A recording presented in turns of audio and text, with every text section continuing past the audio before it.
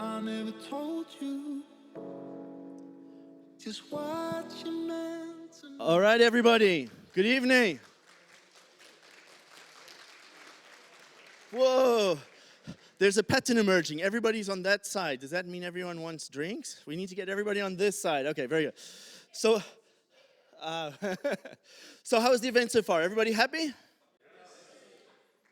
Can we try this again? How's the event so far? All right, that's what I like to hear. So what we're going to do is we're going to have the last keynote, and there's going to be a few closing remarks from our side, from the organization. But the next closing keynote, I want to give a bit of motivation behind it. So we started the day with a comparison between elite athletes and software development, data scientists in some shape or form, right? We then had 3 parallel tracks: AI, data engineering, and sports analytics. But what we thought as a team of organizers, we wanted to end the conference in an inspirational talk a bit about heritage. So I live in Nuenen, so for those of you who don't know, Vincent van... Who said woo? Yes, man, my buddy, we're neighbors, good. Vincent van Gogh used to live there, so I've always got a bit of a passion there, because my wife said, we're going to live where Vincent van Gogh lived. I'm like, okay, good, that's why we bought a house. But that being said, I've always been a bit curious about art, and it's the same way there's AI in sports. I think it's a nice way to also look at AR in a more artistic vein. So our next keynote speaker is Rob, who is going to be talking about an application that he made. So he runs his own company, web applications, that's all very cool and nice. But above and beyond that, he's an inspirational guy who created an app for the Vincent van Gogh Museum, and it's a bit like talking to Vincent. So if you're an art lover, how about talking to Vincent when you're looking at art? And that's a super cool thing, and I think it's an inspirational way to end this conference. So with that being said, please give a big warm of applause for Rob Mulder.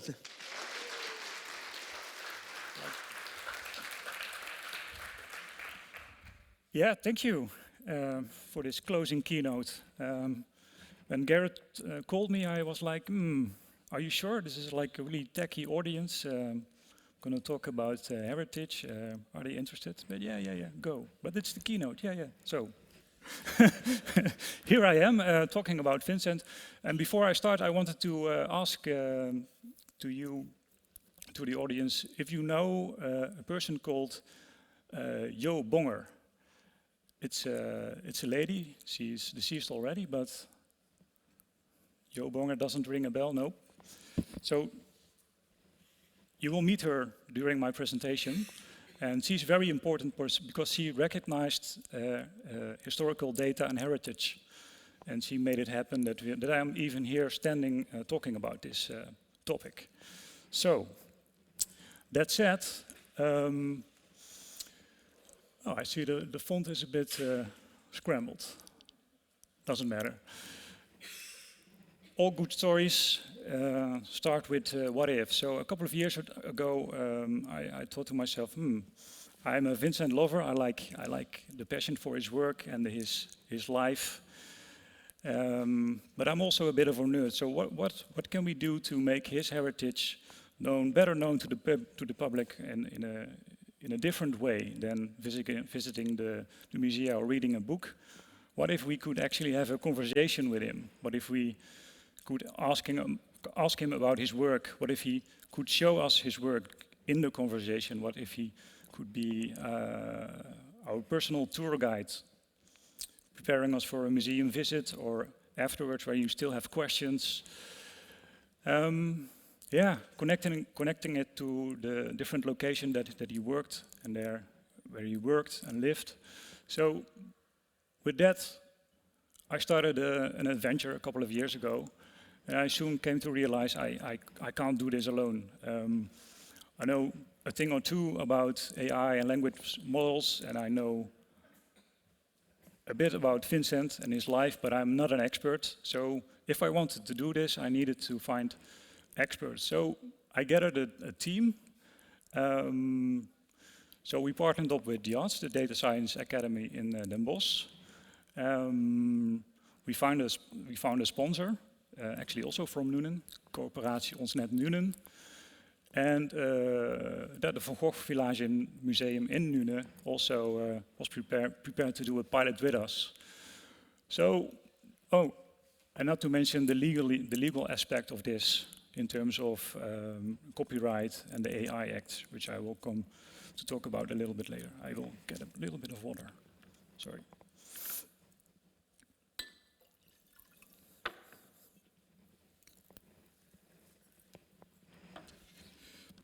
So, so if we're going to do this, we have to do it right.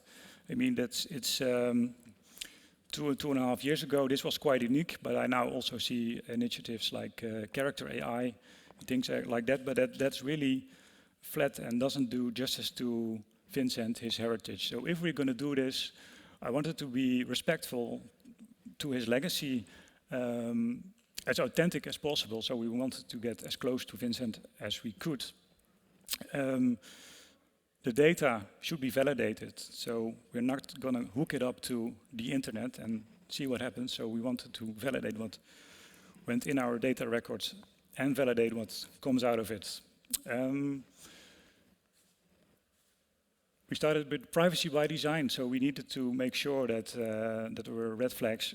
If people were going to talk about how to cut off my ear, we should anticipate that, and it should be legally checked. So we had our legal advisor help us there. And we had to set some boundaries, which was also very interesting. I mean,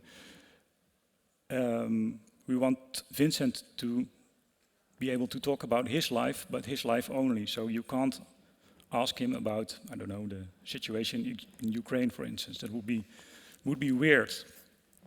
And that's interesting because people were also asking him about how did he die, and it's also weird that he could know how his life was ended.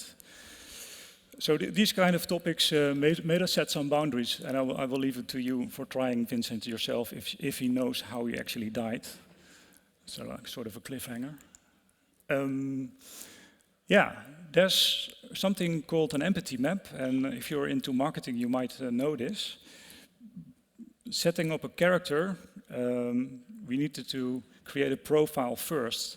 So there's a model for that that's called an empathy map, and you actually profile someone on 4 quadrants. You say, okay, what does he see?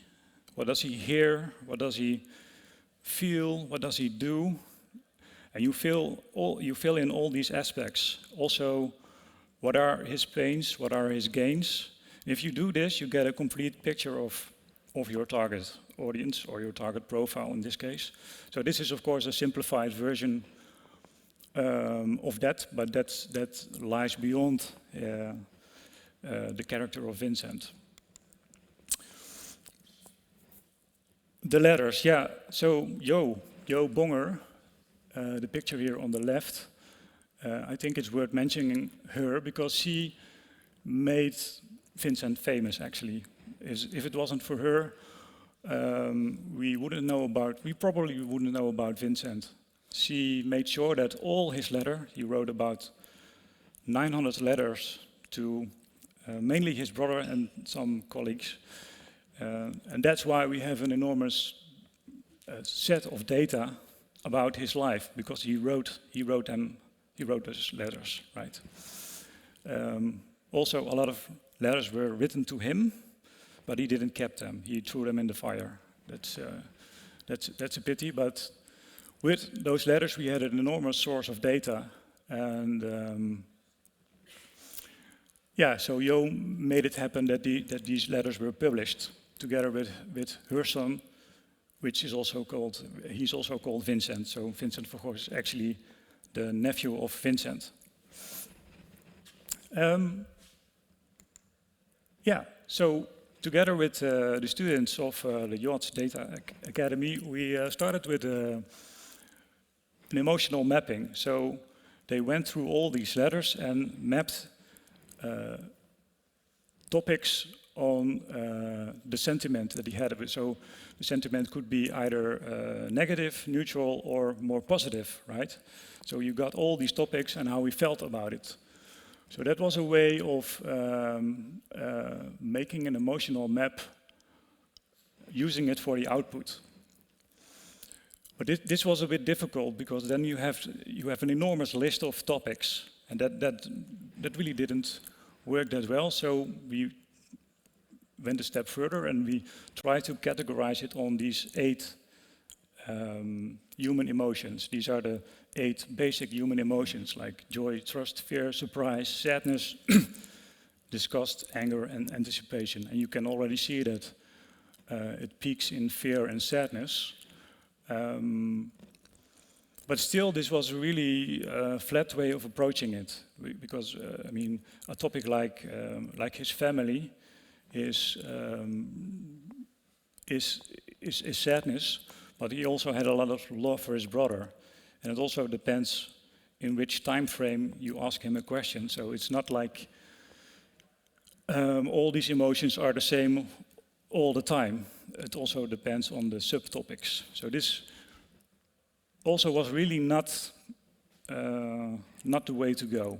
It was better, but still we weren't there yet. So what we then did is, okay, we need to try to combine the topics with the context, because then it makes sense. So we need a reasoning model. So we used an LLM-based reasoning model to do that. So topic plus context is actually the emotional mix, which translates into the output, the answer. And that actually worked better. As an example, here you go. So this is an actual question that someone could have about, in this case, Gauguin. So someone asks, how did you feel about Paul Gauguin, which was his fellow artist, friend? And if you would ask him that question in Paris, where he first met him, then it was more likely to have an emotion like curiosity and hope. He hoped that he would collaborate with him and change the art world with him. Later on, when he was in Arles, and he invited him there to start up an artist community, it was not so curious anymore. He felt more troubled. I mean, they had conflicts, and which eventually led to him cutting off his ear. So it's the same question, but the same question with the same topic, Gauguin, but it's a different setting. So that changes the output and the answer. So what else? If we want to make it a natural dialogue, like it feels like you're talking to a friend, then we had to overcome a few other challenges. Like we don't want it to be a service bot, and we quickly noticed that when you work with an LLM, it's kind of in the DNA of an LLM that it tries to help you all the time. Can I do something to help you? Do you need something else? It's constantly happening. But then again, you don't want it to be a monologue. You also want him to ask you counter questions, but not all the time. So this fine-tuning was kind of difficult. And working with language models, at least for me, I learned a lot about language itself. I mean, which feels normal and natural when you talk to someone. You have like these little pauses, like or ah. You say these things, and that makes it feel natural. But that's difficult to do in a language model. Well, I see that ChatGPT now, when you talk to it, it also tries to be more human-like, which, if it's too much, it's annoying. So we needed to find a balance. Same with the length of the answers. You don't want it to be too long, which is also not normal when you're having a chat conversation with someone and you don't want it to feed you a long text. So it is a conversation, right? Also, we made it multilingual, so English and Dutch, and we are now working on a Spanish version too. Finally, I will get to that in the next slide. We also wanted to be authentic, which we want how we spoke to be close to the output. So, and how we spoke and wrote was a bit old Dutch, right, you know, but we didn't want it to be too much. So what we again did with the students of Yachts was to make an analysis of the letters and see which words he used most. and try to combine that with the answers, but again, not too much, because if we instructed it to just use 19th century language, it became unreadable. So we had to find a balance again. So I think we did. So this is again a question, and you can see it starts with waarde vriend, which is my dearest friend, and you see how Brabants is written, and he uses gij instead of jij, which is also Old Dutch. Wat denkt gij van die eenvoud? So these little things made it feel more natural without becoming it unreadable. We did the same for English, by the way. And we used old dictionaries, old books, English books to came up with a similar list. So it also works in English. Yeah. Then there's this little instrument. It's called temperature, and you can tweak your language model by adjusting what they call the temperature. And meaning if you set it very low, then you get very factional output, like it's precision and facts, right? But that's not really what's normal in a conversation. That could be nice when you just want the information, but not in a conversation. And on the other end, that's the more warm of the high temperature, which brings more creativity and expression to the conversation.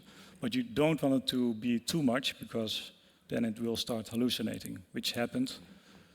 And it felt a bit like Vincent was drinking too much already. So that's difficult to manage. So and again, we think we got the right balance now. Yeah. So Vincent has skills. Well, not our digital twin. Vincent has skills. So he's able to fetch information from a validated data, retrieve information from the letters. If the conversation is relevant, and it retrieves data from the letters, it is hooked up to the art database, where it will find the actual art pieces with the metadata to bring into the conversation. We also said to ourselves, it would be nice if you can start a conversation from an actual location, so then you have the context of the location where you can start a conversation with. And I spoke about the emotional tone earlier. So these are all things that Vincent can do, our digital twin of Vincent, at least. Yeah. So these are some of the actual screenshots. I will give you the URL later so you can try it yourself. But these are some of the screenshots. So this is a conversation where someone is asking about potato eaters, and can you show me the actual work? And yes, he can. So this is in the conversation, and when you click on it, it will show you the painting with the metadata. So when it's made, which technique, where it is now. So this is extra information within the conversation. This is the location part. Is well, you can even see Nuenen. So when clicking on a spot, on a location, you will see the artwork that he made there, or an example of the things that he made there, and the current situation. So you can actually see how he saw it and how he painted it, compared to how it is now. And it gives you the information, and you can start a conversation about that. And when you are in Nuenen or in Zundert or in any heritage location, you can use your native navigation to walk to the next location. So that's location in combination with the conversation. It's out there. It's a little bit under the radar, so we are still learning. So we did a little survey because I think it's important to get constant feedback on how how people are experiencing it. So we did this pilot with Van Gogh Museum, Van Gogh Village in Nune.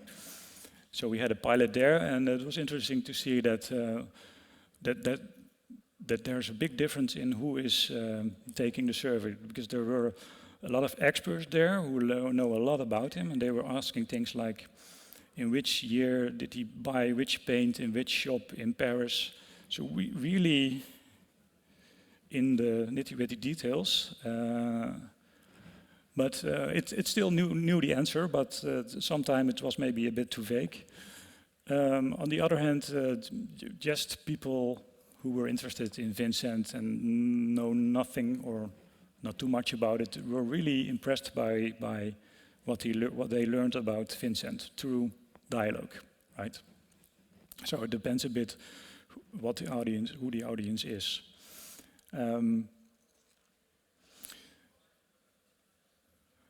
We keep track of all these conversations. We don't know who is having the conversations, but we know what people are asking. So that's really interesting for, well, any heritage organization or museum, that we know what people are interested in. So this data could be used, well, in my opinion at least, to maybe start a new expedition, or you want to keep your audience coming to your museum. So if you know what they are interested in, you can make a plan on it. So that's, I think, really important.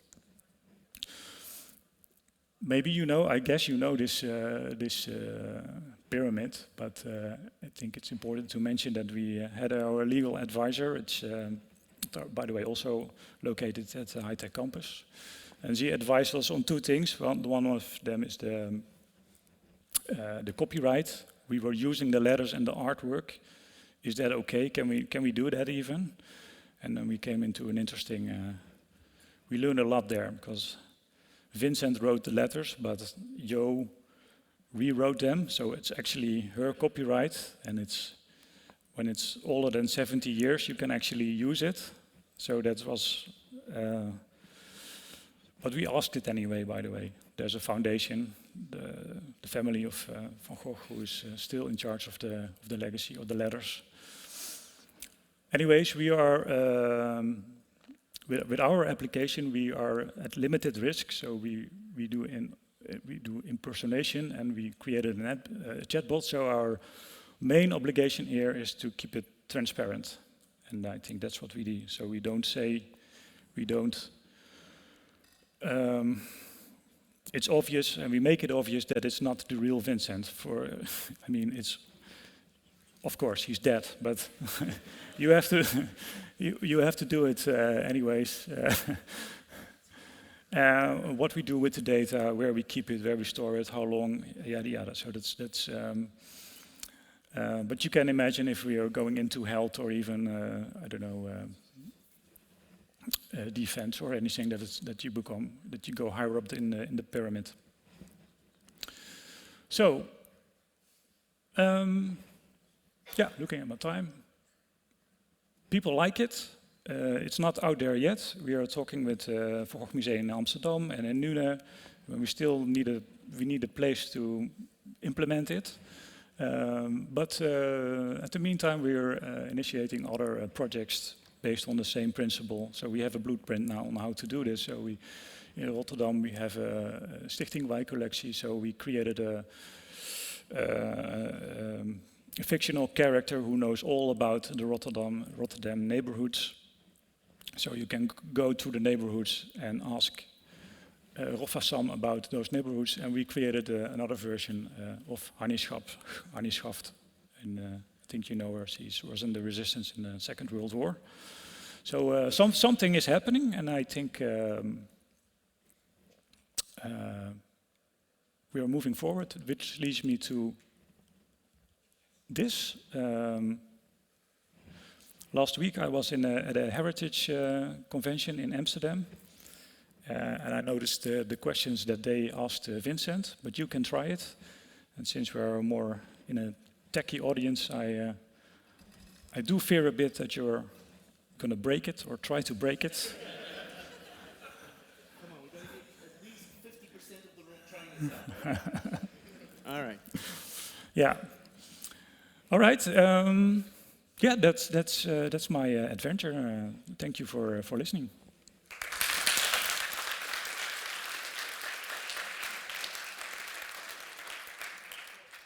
All right, some questions. Who's got a question for Rob? Come on, she wants to throw the thing. Okay, now you got to do big throw. Big throw. Here we go. Let me try. Okay, here we go. Yes, try. Big throw. Help her out. Okay. It's a team effort. Here we go, team effort. This question better be worth it. Okay, here we go. Hi. Hi. It was so nice. I can't even stop smiling because I'm, Vincent. Anyways, but I'm wondering, I know all the legal problems of using the artworks, but I'm thinking how he expressed the best his emotions was through his painting. Of course, he's a good writer as well, and when you're sharing with your loved ones, you put down, your emotions. But if you cross, like, in the timeline, his paintings, and all the times I've been in the museum, I could see through the timeline and what was happening in his life. You can see it through the colors and the landscapes and everything.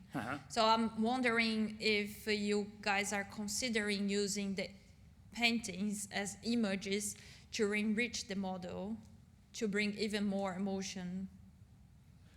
Yeah, good question. So we positioned Vincent in his last years of his life in Arles. So he kind of looks back on his life, and what we try to do, at least, is within the conversation, he will show you the works which resonate with that emotion. Coming from Nuenen, where he was a bit in his dark period with the aardappel-eters, and went to Paris, where it became more colorful. We try to include that in the conversation also. Yeah, I don't know if it answers your question, but Yes, kind of. She's sad with that answer, Rob. She's sad, but that's okay. Next question then. Next question. There's more. Okay, now we got to throw it all the way at the back. Oh. His Paris period was more happy, and that's where he invented, or there he started using more colors inspired by other artists. Yeah, so it's kind of related to the time period. So his work represents that time period where he made more colorful work. Question at the back. There's one. We've got to throw it all the way at the back. Yes. This is part of the fun. All right. Yeah, there we go. Woo! Oh, fuck. Which data sources outside, fuck you, the letters of Vincent did you use to give him a sense of the time he's in? Did you use newspapers from that time, or did you just hope that the generative AI that was underneath knew enough about the year he was in? We used, the letters, which are they are all dated, so we get a good sense of where he was and when. And we used the data from the Van Gogh Museum in Amsterdam. We asked them if it was okay to use that, and that is validated data, and that is really good. That is a really good quality source. And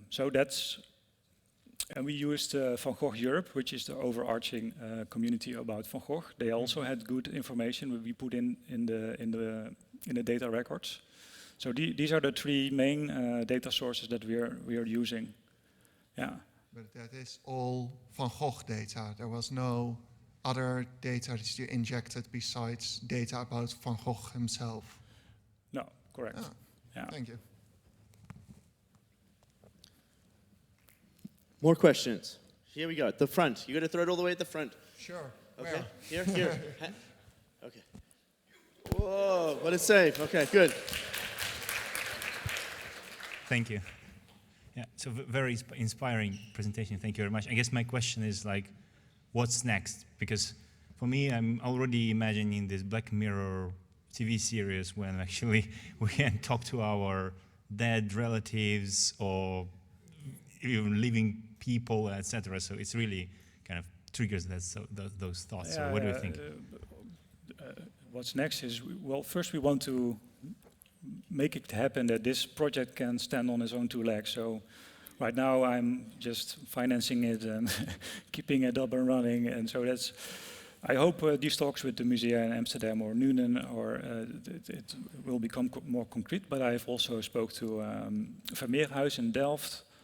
I have conversations with the Maritime Museum, which they actually have an event or an exposition about maritime women. One of them is Kano. Maybe you know this as a not so nice way of talking about women, that like it's a Kano, but that's also a maritime women. So there's a lot of interest coming from musea, but at the same time they're a bit afraid to introduce this, especially the Van Gogh Museum. They say, oh, we are a worldwide authority. What if we do this and he starts talking nonsense, or maybe, I don't know, he starts giving advice how to kill yourself. I mean, it's really, especially for Vincent, because he's an emotional, unstable person. So, yeah, so I hope that we, with this blueprint, can apply it to other heritage figures, and that's what we're aiming to, and we're trying to do that. Yeah. Question here in the front. Yes. Yeah. About what you just said. So I was wondering, you said all the output is validated, but how do you validate it? How do you make sure that he doesn't start talking nonsense? Yeah, so we have experts in our team who validate the output, so we can see what people are talking about. So they were, well, not all conversations, but we look at some of them, and we try to, then we see, okay, this is okay, this is not okay. So we are actually looking at it with experts. Yeah, qualitatively. Yeah, yeah. All right. Last question, and then we're going to go into the closing remarks. Really? Okay, there we go, yes, all right. Just kind of following up on what he said, I'm wondering if you could stress test it with another LLM just to feed all sorts of questions, and then I'm sure it could do sort of an emotional assessment on the output to this is a risk, this is not a risk. Cool, that's more an advice actually than a question. Yeah. You're hired, congratulations. Yeah, we now did it all manually. So, like I said, it's a bit under the radar, so it's not used intensively yet. We did have a peak moment when we spoke about it on national radio, NPO 2. We were talking about it, and then it peaked enormously, and actually the token usage went through the roof, and to pay extra. Guess what's going to happen after this? Yeah, that's okay. Very good then. A big round of applause for Rob then. Thank you. Wow. Thank